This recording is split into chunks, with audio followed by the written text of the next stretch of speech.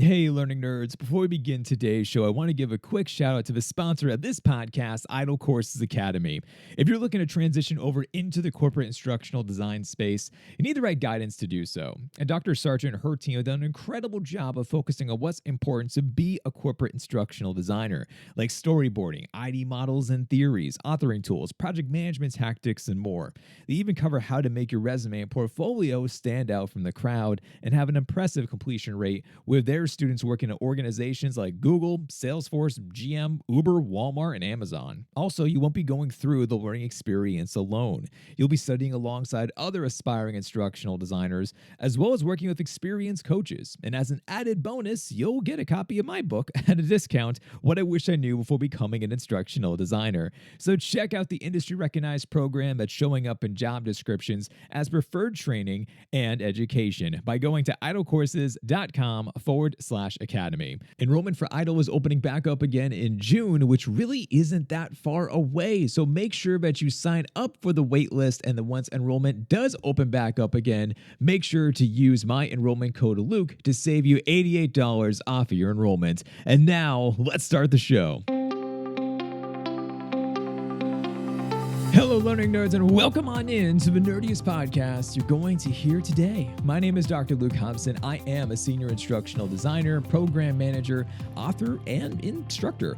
My passion, my world is pretty much instructional design, and I consider it my purpose to be able to help you along your own instructional design journey. Whether you are just starting off or you've been doing this for 30 years, all are welcome on in to this show. And of course, you can learn more about myself and everything else that I do over at drlukehobson.com. Folks, a reminder, Instructional Design Institute, our 7-week-long boot camp, is going to be kicking off in only a few days. It's going to be starting on May 1st, so there is still time to apply. And if you don't know what this is, by the way, as I just mentioned, it is a boot camp. This was really designed to be able to teach you about designing learning experiences from everything from start to finish, with the starting point, of course, being talking about andragogy, how adults learn, to working through all the different types of steps and stages, until finally you are going to have an end product. You're going to have a learning experience actually created and built and designed well, and you can, of course, use that for a portfolio piece or for whatever else you want to be able to do with it afterwards.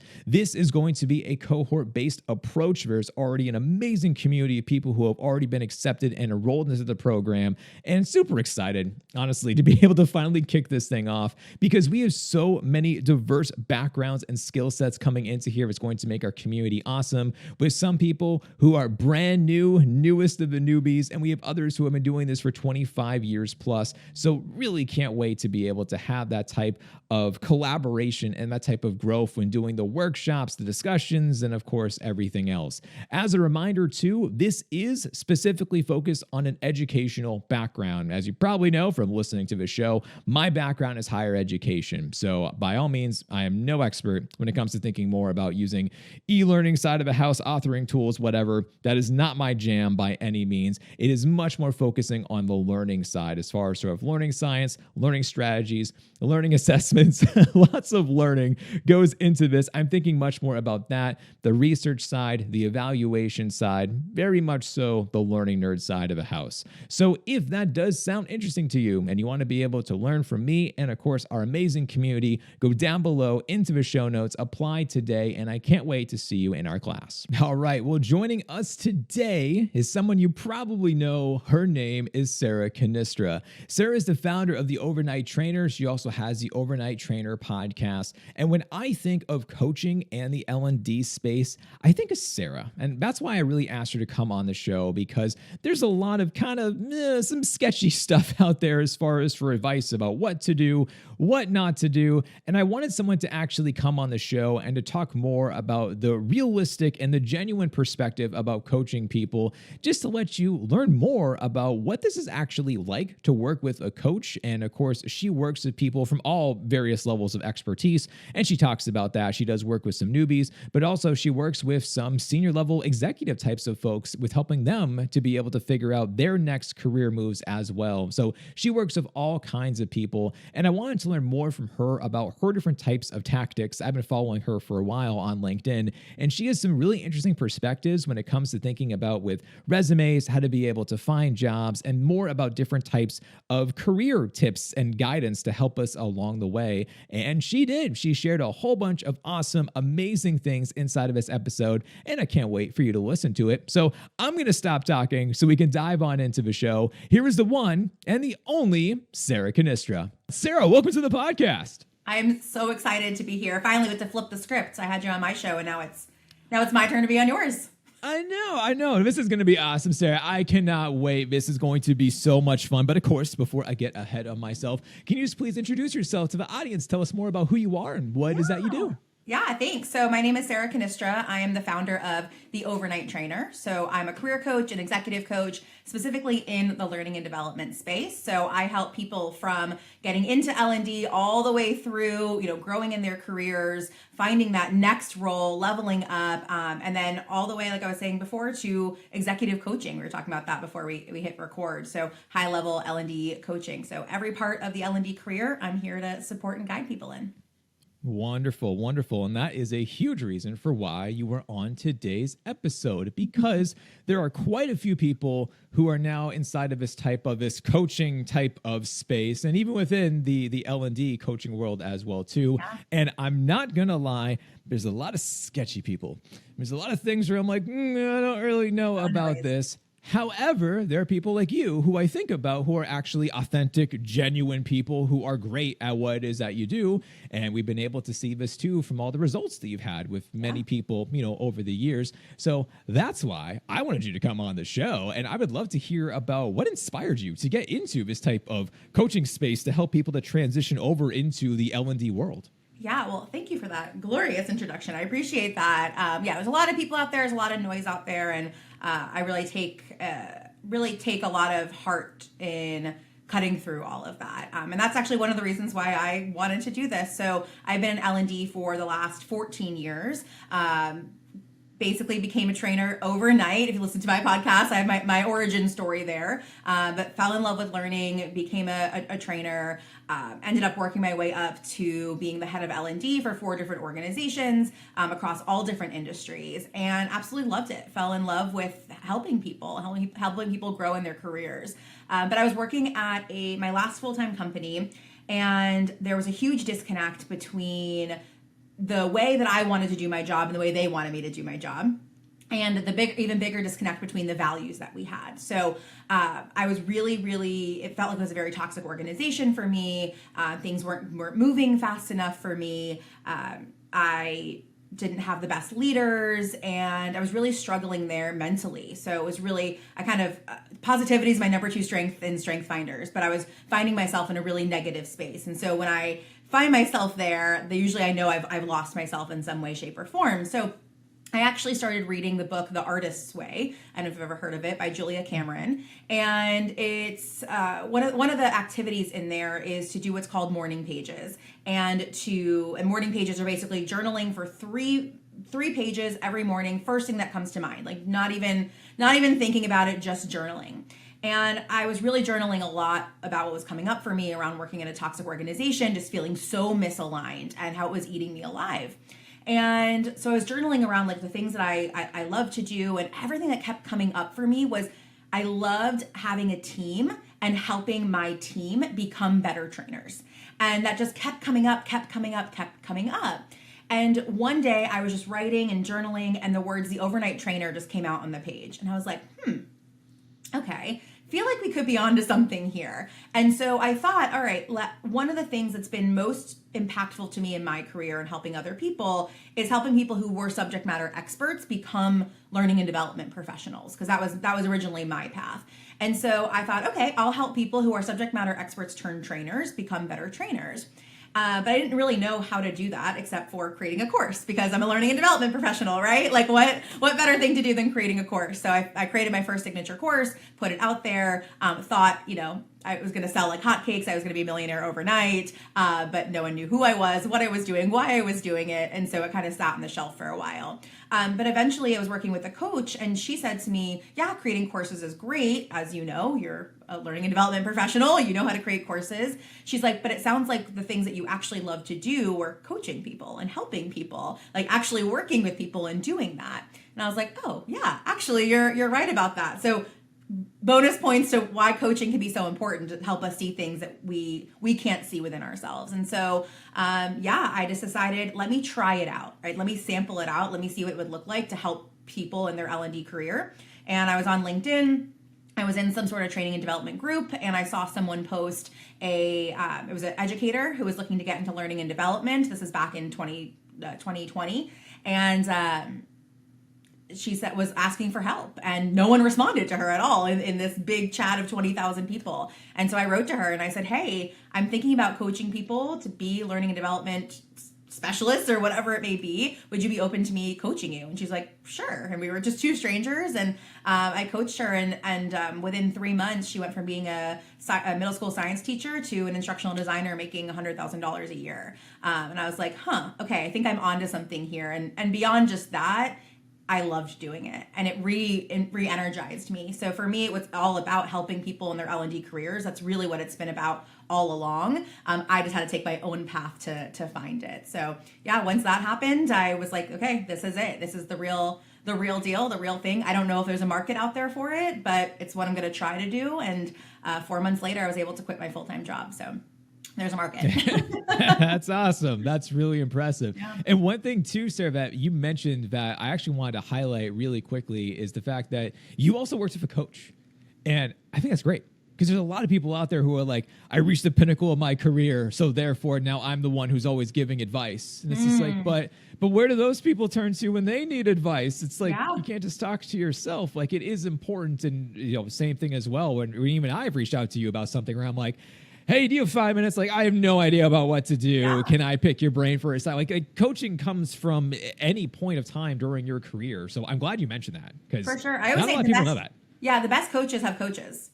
Like, exactly. My clients ask me all the time, like, how are you able to like have a great mindset? And I'm like, I don't have a great mindset all the time. Like, I have a coach and 2 therapists. Like, hello, like, it takes work, and we were talking before you hit record around like you can do all these things by yourself. I could have started a business by myself and I could have probably eventually figured out that I wanted to coach by myself, but I was able to go farther faster because I had someone to bounce ideas off of and to see the me that I couldn't see in that moment as well. So, I've never since starting coaching, I've never not had a coach. And it's been such an expander for me. And I, as a coach, obviously I'm biased, but I highly recommend getting a coach.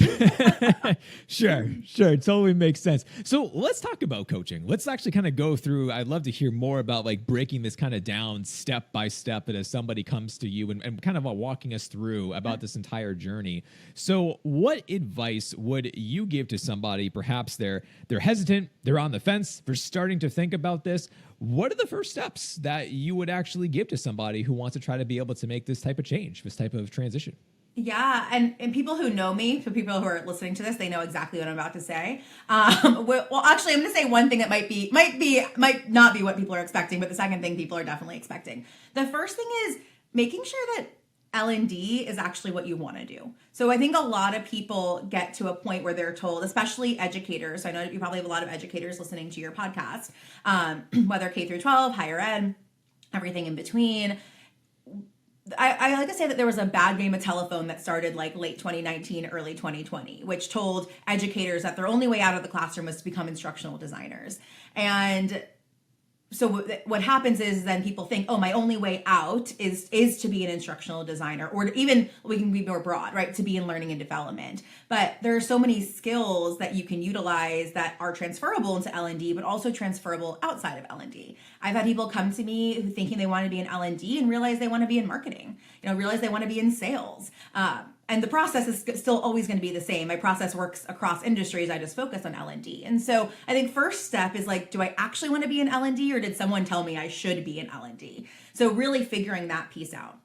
That can be a little tricky, but when you're like, oh, okay, L&D sounds pretty good, then I'll say, so that's like point A. But the first true step, once you figured out that L&D is for you, is to identify your L&D niche. So everyone's like, duh, we knew she was going to say that. If you know me, you know I'm going to say that. And your niche is the intersection between your skills, your interests, and your values, right? So most people, what they do is they say, okay, I want to be an L&D. Great, here's some jobs, just some job descriptions, some job titles. I'm going to pick a job title, and that's what I'm going to go with. But the way L&D works, as well as every other industry, is there's no standardization, right? So you could pull 3 instructional designer jobs right now, as you probably know. All 3 will have 3 different job descriptions essentially, but they're all called instructional designer. And so what happens is people can get really stuck on these titles. So what I say is forget the titles, find your L&D niche, the intersection between the transferable skills you have, the interests that you actually want to do and explore in your next role, as well as the values that you want to share with your next company. And really what you do is once you figure that out, then your output, which is what I call your niche statement, is being able to articulate what it is you want to do, how you want to do it, and for who you want to do it for. And rather than you trying to fit into every other box that's out there, right? I'm going to fit into this instructional design box. I'm going to fit into this learning experience designer box. I'm going to fit into this training specialist box. You're creating your own box and you're saying, oh, this job and this job description fits in my box. That job description doesn't fit into my box. And so you get to be really, really aligned with the roles that you apply to and the roles that are right for you. So first step, besides figuring out if L&D is right for you, if you decide it is, figuring out what your L&D niche is, that will be your North Star throughout the entire process. I love that. Now, are there certain types of, as you mentioned about like basically triangulation of the data is like the nerd in me was just like, oh, you do that. And that's really interesting to hear about your philosophy with that. Are there certain types of key qualities that if somebody says like, hey, Sarah, I just did what you just asked me to do with this exercise and I've been able to identify, X, Y, and Z, that you're like, yes, that makes sense. You should be pursuing this field. Or is there something that they might say and you're like, actually, no, that quality might be best served, as you said, in marketing or within IT or customer support or something along those lines? Yeah, that happens. I mean, I have a client right now who is in my group program who, in doing all of this, realized that she also has a love for marketing. And so one of the conversations we had was, do you want to go into marketing with a learning lens? Or do you want to go into learning with a marketing lens, right? So you get to choose. We were actually having a conversation about this morning too. And so it's really the beauty of your niche statement is that it's yours, right? Your niche is yours. So you get to decide that. And so that's also, I think, why having a coach is important, because I can ask that question. I can say, hey, when you think about what's next for you and the impact you want to have, right? Is that in a marketing role, but you know that a lot of marketing is training people, right? Like that's really what marketing is. Or is it training and learning that you want to be in, but we know that really good learning has to be marketed, right? So you get to decide. And ultimately she said, I really want to be in learning, but I want to bring that marketing lens into it. And so that was really helpful for us to have that conversation and for me to ask those questions of her and let her reflect on that too. So occasionally that happens. I would say for the most part, when people get to me, they're pretty sure that learning is for them. However, most people, when they get to me, they've picked a job title, and that's the rewiring of the brain that we need to do more than like, is L&D right for me? That makes sense. So you just mentioned about reflecting with your that client we were just referring to. Reflecting for some people seems to be extremely difficult to do when they're not in the best mental space. Because I'm not sure about it for who you've been talking with over these years, but I know for a lot of people I talk to, it's when they're already done. They're super checked out, they're burned out. And then that's when I was just like, yeah, but I want you to reflect upon what you've done, like your accomplishments, your skills, your passions. Like I want you to go through things. And a lot of the time, that's when it's like the trickiest. Because at this point in time, you're feeling defeated. You hate your job. Your boss is a jerk. And it's just like, I'm worthless. And it's like, no, you're not. You're in a bad place right now. But but we can get you there. So how do you help people to identify their skills and their strengths when perhaps they're not in the best headspace right now and things don't really look so great? How do you help them from that perspective? Yeah. That's like 99.9% of the people that I work with. And I will say this, right? Like, if anyone, I'm going to say a quick little story and I'm going to answer that, because I was just at a conference, the Talent Development Think Tank conference, where I spoke on finding your L&D niche and creating a blueprint. And what was funny is afterwards, someone came into my session after it had ended, and she said, I didn't come to your session because I actually like my job right now. And I thought that thinking about my next step meant that I have to hate my job. And it was so interesting because I think we societally, right, we're conditioned that stay where you are until while you're happy, but as soon as you're not happy, then start looking. And there's something really beautiful about being happy and also thinking about what's next for you. And it doesn't even necessarily mean you're going to leave your job. It might mean that your scope changes and things like that. So if anyone's listening and they're like, oh, but I really love my job, I'm just going to stop listening to this episode right now because I don't care about what's next.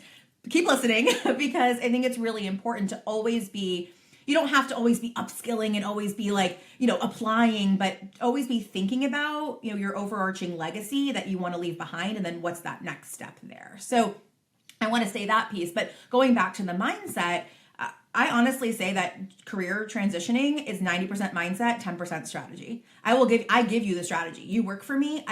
You work with me. I literally give you the step by step strategy that has worked for 200 plus people. That's the easy part. The hard part is our mindset around it. And so I think what's really, really important, that kind of first step in mindset, confidence and clarity to me, they are brother and sister, a very, very close brother and sister.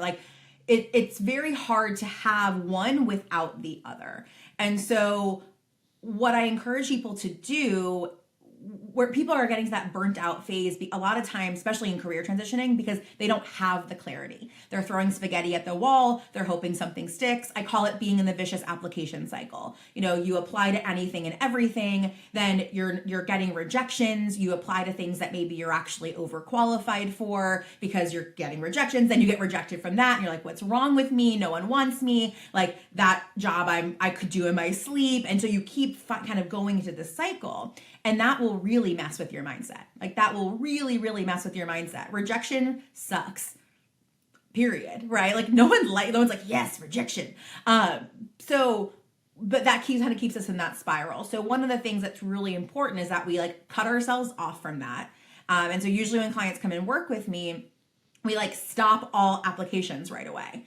And that can be really scary, especially if you're I need to get out from where I am and I'm not applying for jobs. But it's that calm, that giving yourself a break and a space from it to get clarity. And a lot of that clarity, the more clarity that you can get, the more confident then you can become. And you kind of get into this much better cycle of, as I'm getting clearer, I'm getting more confident. And as I'm getting more confident, I can be more reflective because I now look back at my skills and I can look at them from a different lens. So my advice is, if you're feeling that way, it's a good time to actually take a pause. And most people think, I got to push through. But pushing through actually holds you back, versus taking a pause and reevaluating is what will quantum leap you forward. So taking a pause, reevaluating, getting clear on what it is you actually want to do, not what you think you should be doing next.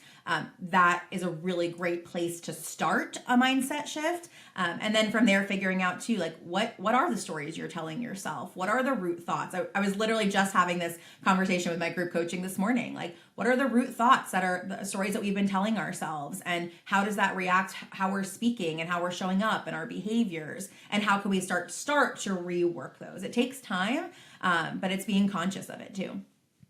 All of that makes sense. And I'm also really glad that you mentioned too, by the way, about how even if you were happy, you can still look for jobs. Because I definitely have talked to a lot of people who are, as you literally mentioned, where they're like, no, everything is fine. It's great. It's okay. And then all of a sudden it's just and all of a sudden now I'm just, I can't do it anymore. And okay. So there had to have been some signs along the way that maybe let's just think about things, explore options here. And as you mentioned too, you changing about the project scope of work. I've also found for some people that they can just do their job, but if you are able to go and do something on the side, as far as for consulting, teaching, speaking, whatever, that sometimes that kind of fills that gap of trying to just add a little bit of something into your job, where you're like, okay, now this is better. It doesn't.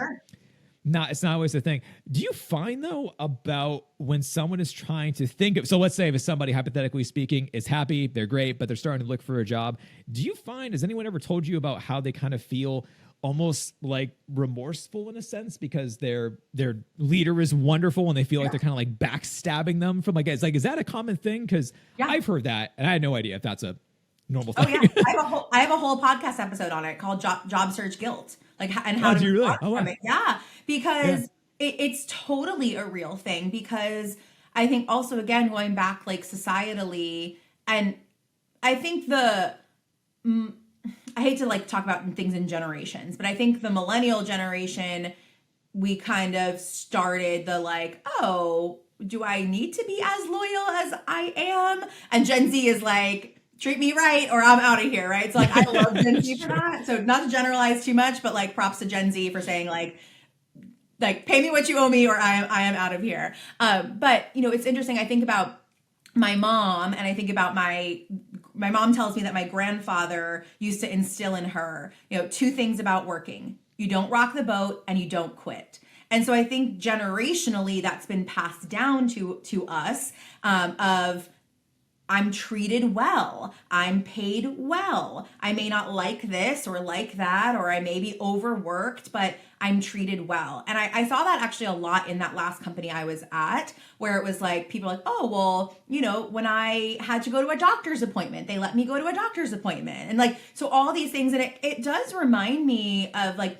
I think sometimes too, like being in a toxic manipulative relationship as well, where it's like that, we had allowed ourselves to let the bar be so low that I think organizations and companies were like, oh, okay, that's all it takes to keep people is like giving them, you know, an extra PTO day to go on a doctor's appointment. So I think we kind of allowed this to happen for a long time, but now things have changed. But we as workers have not necessarily all caught up to that, and there is that sense of loyalty. And so I think it's remembering that, you know, you can still be loyal to your organization. It doesn't mean that you're like going to leave and literally arson the place, right? Like, sure. And it's also, I think remembering too, like I say this jokingly, but I do mean it. It's like my life changed drastically when I realized I wasn't that important, and not in a self-loathing way, but like I knew when I left my last job, like things weren't going to collapse. Like my mom said, everyone's replaceable. Like everyone is replaceable. And it's remembering that at any moment, your boss could get another job offer. And here you are so loyal to this person, you know, most likely they're not going to be as loyal to you. And that's okay, right? Like you really should be in this sense, looking out for yourself, your well-being, your family's well-being, right? At the end of the day, like we can't give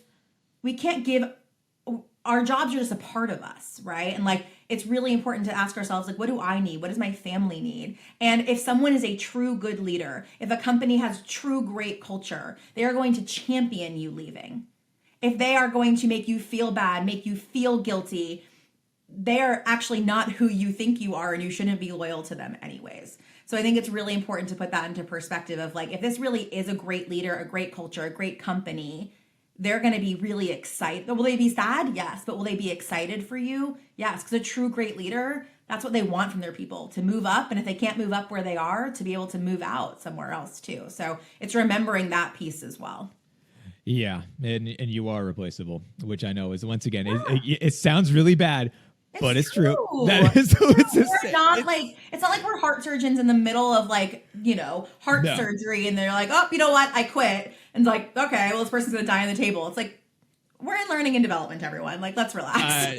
That's what I always say. It was just like, is anyone going to die if you don't do this? And they're like, no. And I'm like, okay, then we'll be, then we can ask for more time. We can beg for forgiveness later. Like, we can figure it out. Like, it's this, you know, it's not that crazy. And one thing that you said too, in which actually I did do this, where I had a sense that one of my leaders who was awesome was going to be leaving. And that made me instantly be like, I'm finding a new job, because they're fantastic and they're going to be gone. And now my world's going to get rocked. And I'm like, no, I'm good. I told to be a part of that. I have an executive coaching client right now who, her leader got promoted, as good leaders do, got promoted. And she was very nervous about getting a new leader. And it took some time and adjustment. And now she's so happy with him as her leader. And it's a really great, a really great relationship. But again, it's like, if that is such a great leader that you have, most likely they're going to get promoted or poached or all of those things too. So just like that, if everyone just stays loyal like that, no one grows, and it's not fair to anyone. Yeah. Yeah, absolutely. So let's go back to one thing you've actually mentioned a couple of times. And this was one thing, actually, when I was crafting up interview questions, this is the first thing I wrote down because you talk about it so much on LinkedIn where I'm like, I need her to explain so much more about this because you changed my mindset around this actual tactic, by the way, where you mentioned about not just searching for the job title. And for me, of course, my world's instructional design. So naturally, before I was like, look up my instructional design jobs. But of course, as you mentioned, though, that you can pull 3 different job postings and all 3 are wildly different backgrounds, different requirements, different responsibilities. And you're like, oh, yeah.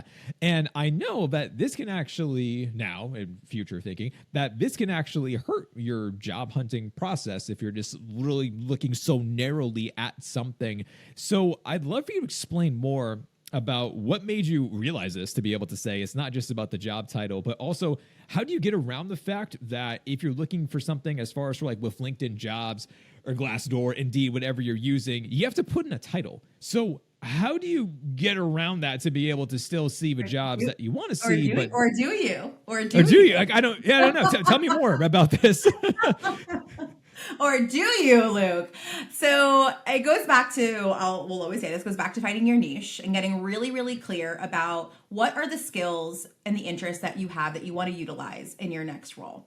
And I always encourage you to have a list of at least 10, like really thinking about skills that you want to utilize and knowing how you want to utilize them. And some, you may not have the 100% picture, but like getting clear on like, all right, I have the skill of strategy, right? What does that look like in terms of how I want to use that skill in my next role? Or I have the skill of instructional design. It's remembering too that instructional design isn't just a field, but it's actually also a skill, right? So I have the skill of instructional design, but what does that look like for me in my next role? So having this list, I say 10 is a good place to start. Then what you can start to do is rather than searching for job titles, I love to use LinkedIn. It's my favorite search for jobs. Start to put in those skills. So you can use a Boolean search. And let's say, for example, you have strategy, instructional design, collaboration, let's say facilitation. Okay. Let's say like those are like your top 4. You can then search and use a Boolean search inside of LinkedIn jobs.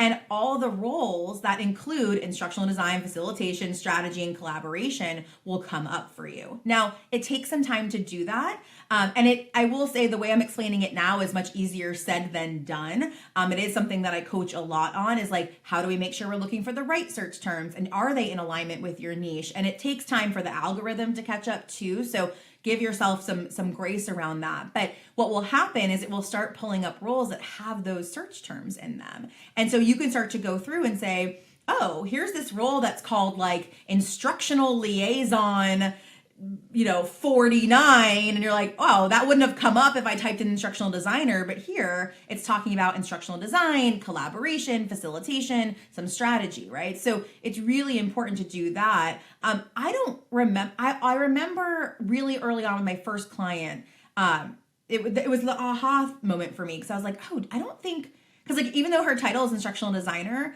that's not all she does. She wanted to be able to facilitate and do all of those things, but she was finding instructional designer roles that were like more back end, more, not human facing necessarily, not facilitation.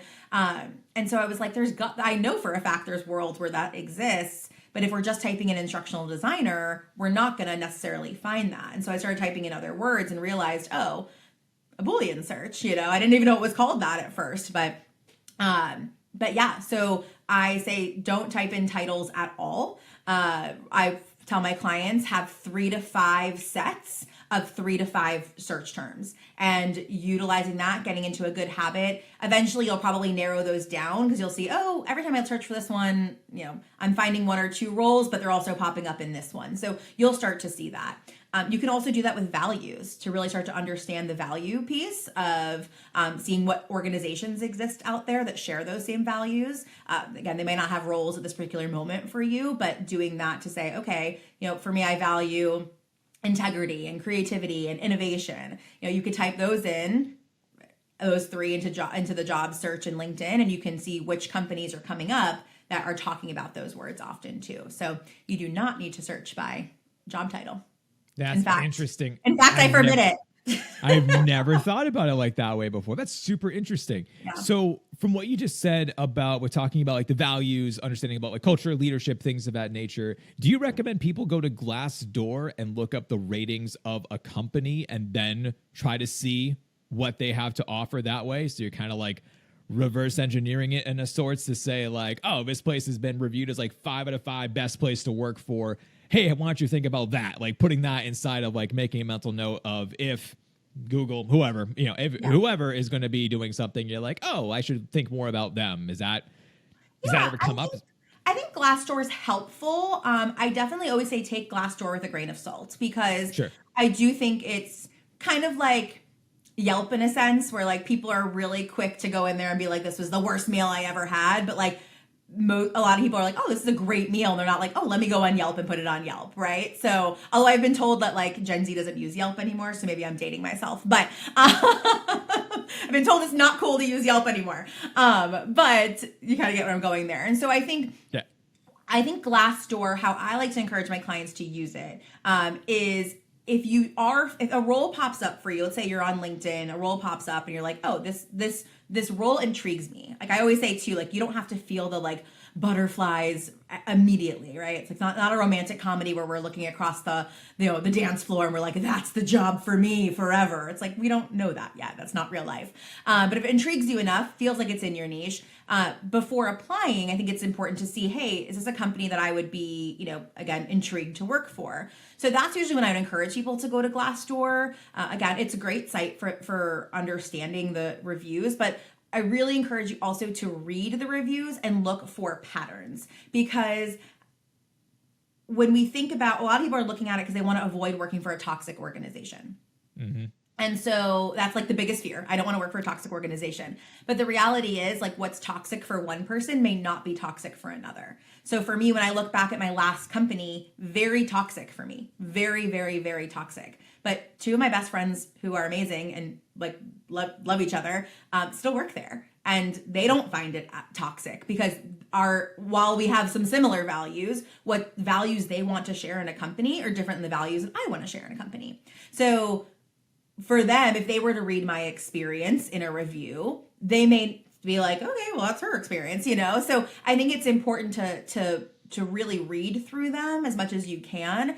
And if you're starting to see patterns that don't align with your values, that's a good like red flag for you. But it might be some things that don't matter to you necessarily, right? Like maybe it's something that like, maybe they're talking about there not being a good, balance for mothers in the workplace. And maybe you don't want to be a mother or have any plans to be a mother. So that may not be a make or break for you necessarily, right? But for a mother, that could be a really toxic workplace to be in. So it's just one example of a million that could be out there.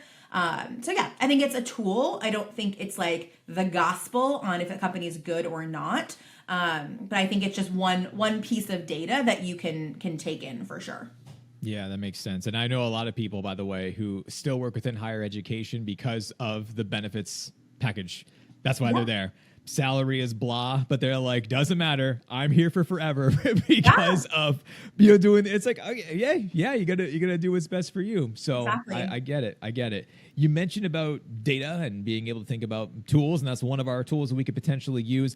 I'd love to pick your brain about trends because there are many trends within the learning and development space, and I feel like there is a new one every single day. All we're currently talking about is AI, but a few years ago, it was talking about micro-learning and then gamification and then talking about simulations. And like every year we seem to have a thing, and don't get me wrong, they all have their own place and time and purpose and whatever, but we do a great job of like hyping things up beyond all belief. And then all of a sudden everyone's like, what is this? And it's like that full deep dive into whatever. I'm guilty of that as well. If anyone has Googled me and see ChatGPT, you kind of know that I fall into this kind of early adopter bucket of technology and stuff.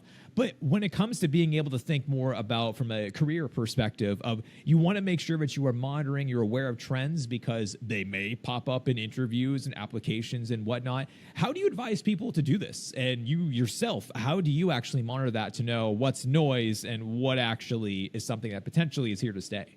Yeah, that's a really great question. So I think I'll start with the last of it and kind of move our way forward. So for me, I like to monitor those trends. For me, I also spend like about 5% of my working time each year consulting. So like from a strategic learning perspective. And I do that, A, because I love to do it in small doses. And B, I also do it to make sure I keep myself in the game to know like what's going on out there too. So I can better help my clients.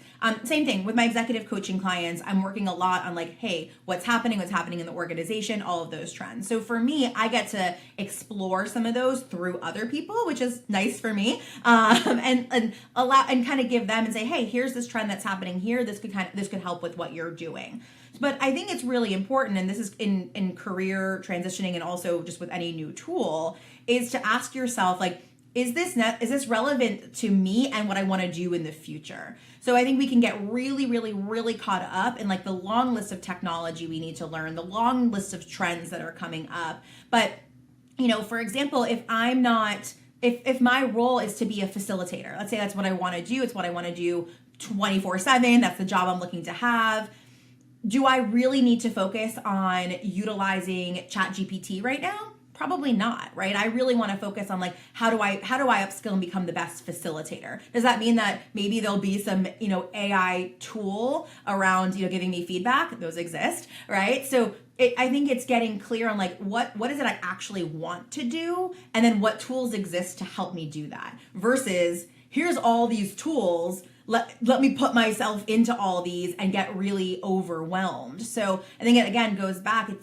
I'll keep saying it. When you know your niche, it's really easy to say, oh, there's AI out there. Okay, well maybe ChatGPT isn't for me, but there's a cool AI tool that I can facilitate into, and it will give me feedback on my ums or my likes or those type of things. So I think getting really clear again on what you want to do next, the impact you want to have, and then what tools can complement that, what trends can complement that is a much better way than like, this is a trend, gotta learn it. That's a trend, gotta learn it. It's like trends in clothing. It's like if you're gonna buy every single thing, your closet's gonna be jam-packed and you're never gonna know what to wear. And I think the same thing with this, where it's like there's so many trends to try on. Well, which one feels good to you? Which one do you feel the best in? Which one accentuates what it is you want to accentuate? So thinking about it that way is how I like to coach my clients, because it does get very overwhelming with so many trends and so many things happen. Now trends are moving so much faster than they have in the past too. So I think just keeping that in mind. How do I make the trend will it accentuate, or is it something I can just let go? It's okay. You don't have to know every trend at all. Exactly. I get asked like, how do I keep up with every trend? And I'm like, I don't. Yeah. No idea. I can only do so much. And again, like we're just learning and development professionals, you know, like learning is learning. We go back, like, I think it's also too always important to go back to the basics, go back to the core. Like sometimes I was talking about this with some of my clients recently too, where it's like we put all of our pressure, especially career transitioners, put so much pressure on like knowing every tool, every trend, every piece of technology. But if you actually go inside of an organization, like 90% of organizations, like they're using PowerPoint and Camtasia and an LMS, and they're facilitating, and they're doing the best they can with what they have, and they're making really great blended learning programs and social learning programs. Like they're doing great work, but like they're not all like replaced by AI robots. So it's like, also remember, like 90% of organizations aren't even necessarily ready for those trends, and our learners might not be ready for those trends yet. Like we can't go beyond them, because then it's going to be our learning's not going to be relevant to them anymore. We have to keep them in mind. Like, does this trend actually work for them?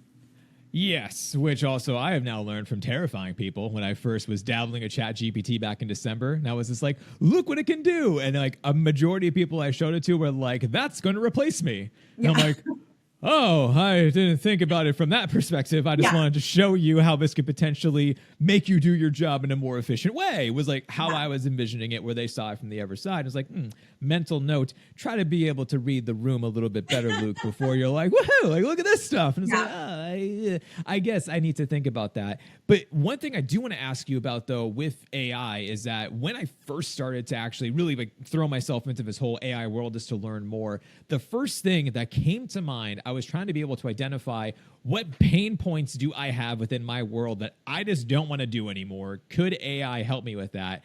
And the things that popped up to me were resume, CV, and cover letter, where I'm like, this is pain. I hate updating this. I have to just because I should. But I found when I first tried using ChatGPT for, asking it to be able to do a few of these things, it was okay. It wasn't like that great. But the more I kept on feeding it better prompts, the more I fed it more about me and updating it, eventually it got pretty darn good. It was, like I still obviously not perfect. You always need to go back and tweak and, change some things. But overall, not bad at all. Have you found that to be the case of telling folks about how this could potentially be a tool to help them? Do you advise, don't trust this thing because it's not there yet? Like, how do you approach AI within your world?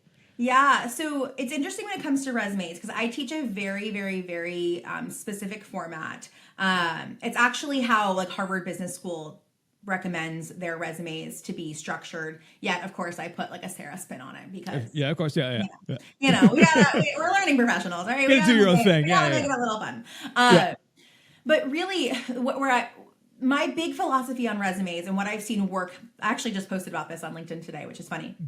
But where I have seen the most success with clients is, and I'm going to go back to talking about your niche, and everyone's going to be like, of course she is, but is rather than creating a resume and updating a resume for every job, creating one resume that is niche aligned. So align with the skills that you want to utilize in your next role. I always say a resume should be, your resume is a marketing document that explores and it tells the reader what you want to do next through the lens of what you've done in the past.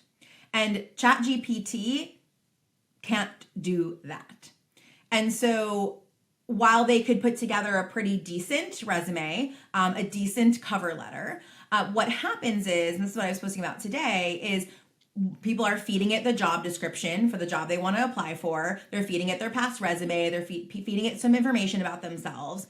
But what's happening then is ChatGPT, or even people just do this non-ChatGPT, they basically create a carbon-esque copy of the job description. And so now what recruiters and hiring managers are getting is basically the job description just regurgitated back to them. So nothing actually, even if it looks different, it's not actually different content because everyone's been trained, tailor the resume to the job description, tailor the resume to the job description. It's like, great, I'm a hiring manager and I have 20 resumes in front of me that are basically the exact words I just put on a job description. Wow, I have this 21st resume here that is giving me all of the skills that I actually want someone to utilize in their next role. And I'm hearing about it from a experiential perspective. And it's allowing me now to say, oh, let me tie each one of these to what it is I'm actually hiring for. And on top of that, what I find that ChatGPT can't do that a human can do is, and I'm all for AI, by the way. So I know I'm kind of sounding like I'm not, but I'm all for it. I'll talk about how I do encourage using it, but is what I call your secret sauce. So for example, years ago, I was hiring for an instructional designer role and I had a bunch of, standard instructional design resumes in front of me. But the one that stood out the most to me was one where not only did she have some instructional design, not as much as the other people did, but she had a lot of creative writing skills and she highlighted those on her resume. Again, did my job description have anything about creative writing or content writing or technical writing? Not at all. But when I saw and it wasn't, half a resume about it, but when I saw those couple bullet points that talked about the creative writing piece that she had, I was like, oh, I didn't even know I needed that skill, but I want that skill. I want that on my team. I didn't know I needed it until I saw it in front of me. And so what happens is that's why I encourage people to get really clear on their niche, the skills they want to utilize. And that's what we market, because you never know when that hiring manager, that recruiter is going to say, yeah, great, they have all the things I knew I wanted, but here's things I didn't even know I needed, and this person has it. So again, if you're feeding ChatGPT a lot of that stuff around the job description, your past work experience, like it misses the secret sauce that I think really makes you stand out in a sea of applicants.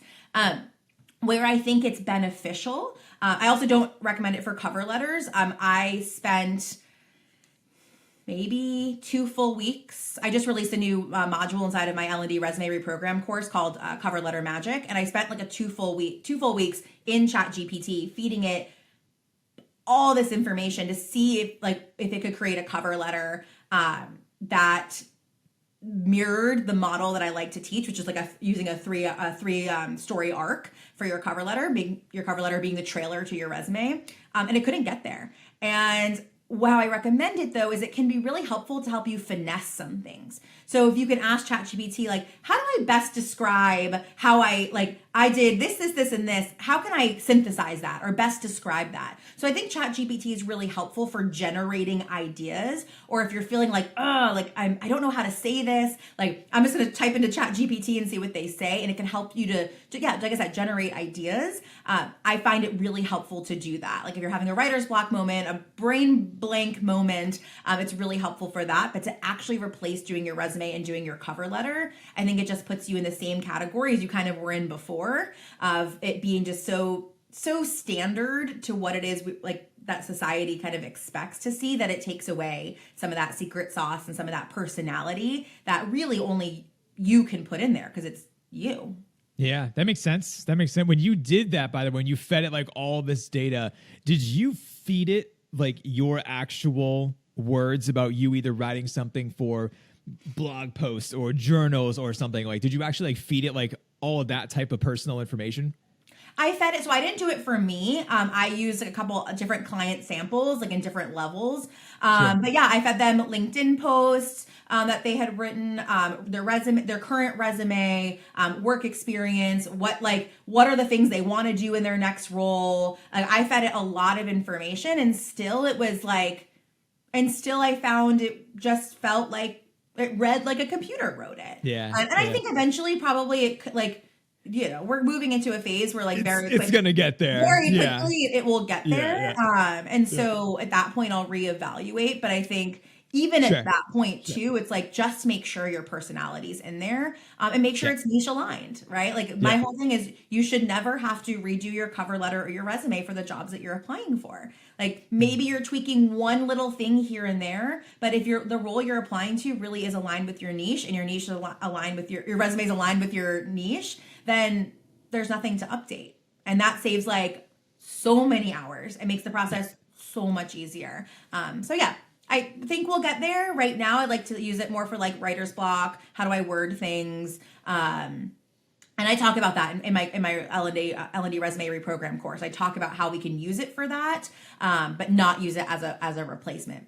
Yeah, absolutely. The thing that and the reason why I asked that, by the way, is to put a little point on that one, is that I fed it almost like all the stuff I've ever had. Anything I've written out was just like, here you go. And then I basically asked it to write for me a type of like a bio, because that was another thing. I was just like, I always hate writing bios. And I was like, tell me about me. I don't want to talk about my accomplishments. Like, whatever. And it ended it by saying like, Luke's a proud learning nerd. And I was like, oh, okay. Like it identified. And I was just like, man, that's like my trademark thing I say. I was like, okay, we're getting there. Like it's not there yet. But it's really smart. And I think it's crazy. Really good. And I think for things like that, like for a bio, I think for, telling it, maybe it can help with like some of your LinkedIn stuff. So you're about me, you can like feed it, and it can help. I think it's really helpful to synthesize. Like that's really where I think, like, rather than it giving you the answers, like it's really helpful to synthesize those things that maybe you're like, oh, I wouldn't have put it that way, or that is a good way of putting it. Like I'm going to use this word instead of that word. So I think it's really helpful for idea generation, for synthesizing a lot. And I know it'll get better, right? And I'm sure my opinion will change on it, and will expand, I'll say, actually on it. But that's where we're at right now. end of March 2023. That makes sense. I say timestamp this podcast episode. Like, Sarah doesn't believe in AI. I'm like, no, I swear I do. Yeah, things will change every single day. So whatever. I'm sure this isn't going to be even remotely close to helpful 6 months from now about how to use ChatGPT. Sorry, everyone who's listening to this. Right, we'll be using a whole new thing, and it's fine. This is fine. Well, Sarah, I want to make sure that I'm being conscious of time, so I just have one more question that I'd love to hear more from you. Could you just give us an example about a success story about how you helped somebody to transition from coming to you and then from where they are now? I would just love to have an example because I am an instructional designer and I like examples. Yeah, I'm going to talk about one of my clients who I like to talk about. I like to talk about all of them, but one of my clients, Emma. So she's actually one of my first ever clients that I had early on, end of 2020, and she was really one of the first ones too, where I was able to utilize a lot of my processes. So really being able to figure out what her niche was, create that. She was the first person I created this niche aligned resume with, cover letter, all of those things, personal brand around that niche. And really being able to walk through that, and a lot of the work was mindset too, right? Like it was really where I realized, hey, a lot of this is that mindset piece, and how do we move forward? And what I love about Emma and so many of my clients that come to me, and I'm so grateful that I am able to attract purpose-driven people, right? So like being able to really find that purpose in there and align. So Emma and I worked together for a couple months, and through her, her resume, through networking, she I always say there's like a 3-prong approach to finding your L&D career. There's actually applying for roles, there's networking, and there's creating your personal brand. And somewhere in the middle of all of those, we don't know what's going to hit when, but that's what's going to help you land that role. So she really took to heart all of that and creating her niche aligned personal brand, creating some small pieces of content, having conversations, networking with people. She's such an expert at networking, really focusing on applying for roles that are within her niche. And she landed a role as, she was in higher education as an academic advisor, and landed a role for a company as an L&D program manager, really focusing on crafting and creating and completely overhauling an onboarding program, which was exactly what her niche was. She really wanted to focus on onboarding and facilitation, and that is exactly what she was doing. And what's been really great is that we've continued to work together in a coaching capacity, and also and now we're friends. And so what's been really beautiful is to see her and work alongside her grow in that role. She's recently been promoted, so now she's a hiring manager in the space, and then seeing her grow beyond that too. So not only now a year later did she not only did she land that role, she got promoted within a year. Now has someone reporting into her, and now she started her own side business in addition, like we were talking about earlier. She's a resume coach, and so now her and I are actually working together in that capacity, and she's joining me inside the L&D Career Club to help people with their resumes too. So it's just really beautiful to have.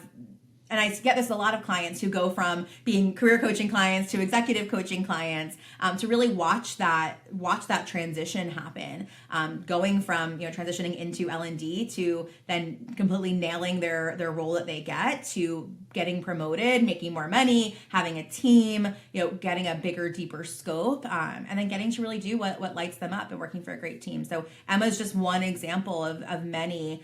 It's the beauty of now having done this for a couple of years, of seeing just what happens, and now seeing some of my original clients at conferences and speaking on podcasts, and being these thought leaders that a year or 2 years ago they never imagined being that, or that they could be that. And so just, I think more than anything, the confidence that comes from being in your dream role, from having an amazing team, from being value aligned with your department, with your manager, and with your organization, what that actually does for you and how it feeds your life and fuels your life, versus a lot of people who think their job sucks away their life. It's really amazing to see people, purpose-driven people, who are aligned and who are getting so much from their job versus giving so much. I love it. I love that empowerment. That's why I wanted to end the interview with that question, because I know it'll make people feel good. So hooray. Sarah, once again, thank you so much for being on this podcast. It has been an absolute delight to learn more from you. Where can people go to learn more about you and your work? Where can they find you? Yeah, absolutely. So I'm on LinkedIn, Sarah Cannistra. Find me, connect with me, message me, all the things. Love to hear from you. I have a podcast called the L&D Career Club. So you can always find that podcast wherever you listen to podcasts. I have a amazing episode. Actually, one of my most listened episodes is with the great Dr. Luke Hobson. So feel free to listen to that. You can find me at theovernighttrainer.com if you're interested in the L&D Career Club, which is a 6-month membership to redefine your L&D career. You can go to theovernighttrainer.com/LDCC and get all the information there. But yeah, any questions you have? Oh, I'm also like on Instagram. I'm working on it. So, not as impressive as my LinkedIn, but you can definitely follow me there. DM me on there as well. I really should start doing Instagram. I don't want to, but I probably should. Anyway, that's a different conversation. Sarah, once again, thank you. You just reminded me of it. It was like, oh yeah, that's a to-do list. I gotta explore more platforms. But like you, LinkedIn has been so valuable where I'm like, love LinkedIn. I love that platform the most. That's how we know each other. Like all my L&D besties I met on LinkedIn. Like I don't like exactly. Exactly. Yes, that's the thing. But anyway, Sarah, once again, thank you for so much being on the podcast. Absolutely wonderful. Great chat. And so glad to have you. Yeah, thanks so much, Luke. Appreciate it. Sarah, once again, thank you so much for coming on the show. Folks at home, I hope you enjoyed that conversation, that you learned a thing or two along the way. It was an awesome conversation. I love chatting with Sarah. I've been friends with her for a while now. So hearing more about her tactics and her different types of pieces of words of wisdom and advice, I'm sure it's going to be able to help you out along your own instructional design journey. If it was helpful, as Sarah mentioned, connect with her. Reach out to her on LinkedIn, Instagram, and of course, all the links are going to be inside of a show notes for you to connect over with her. But be sure to tag her, say hi, and of course, let her know that I sent you over to her way. Once again, as a reminder, folks, Instructional Design Institute kicks off May 1st. If you want to be able to nerd out with me and an amazing community for 7 weeks, so talking about everything pertaining to designing amazing learning experiences, this is for you. Go down below, apply today, and I will be sure to connect with you afterwards and to make sure that everything is going to be a right fit.